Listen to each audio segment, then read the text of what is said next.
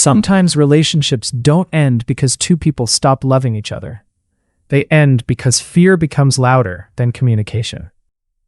On a quiet autumn evening, inside a warm little cafe glowing with golden lights, Ethan sat alone by the window, lost in his thoughts like always.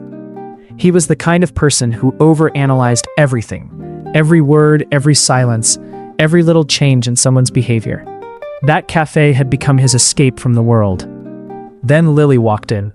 Clumsy, cheerful, and carrying a sketchbook in her arms, she accidentally bumped into his table, spilling coffee everywhere. Normally, Ethan would have been irritated, but something about her awkward smile made him laugh instead.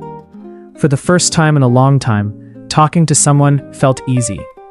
Days slowly turned into weeks.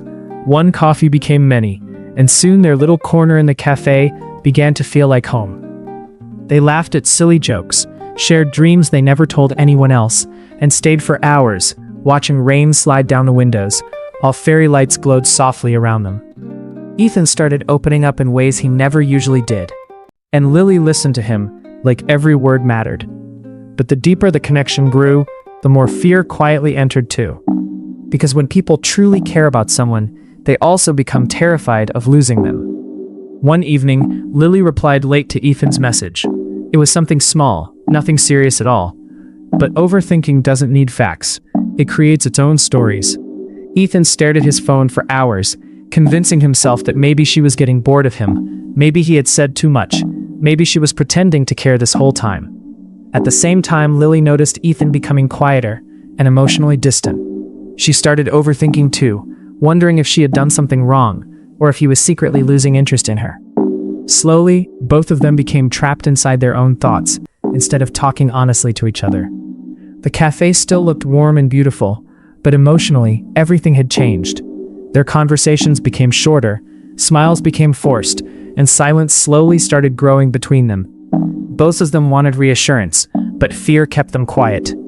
Sometimes people would rather suffer silently than risk sounding vulnerable. They sat across from each other wanting to speak, yet neither of them knew how to start. And that's how overthinking destroys relationships. Not through huge fights, but through assumptions, imagined fears, and the distance silence creates between two people who actually care deeply about each other. Finally, one evening, Lily looked at Ethan and softly asked, "Why does it suddenly feel like we're strangers again?" That single question broke the silence they had both been hiding behind. Ethan admitted everything: the fear, the anxiety, the constant thoughts convincing him he was losing her. Lily smiled sadly, because she had been feeling exactly the same way. And in that moment, they realized the problem was never a lack of love, it was a lack of communication. As they finally opened up honestly, all the fear and tension between them slowly disappeared. The cafe felt warm again, the fairy lights glowed brighter, and for the first time in days, they genuinely smiled at each other. Overthinking destroys relationships slowly, not because people stop caring, but because they stop communicating honestly. Sometimes the person you're afraid of losing is simply waiting for you to tell them how you truly feel.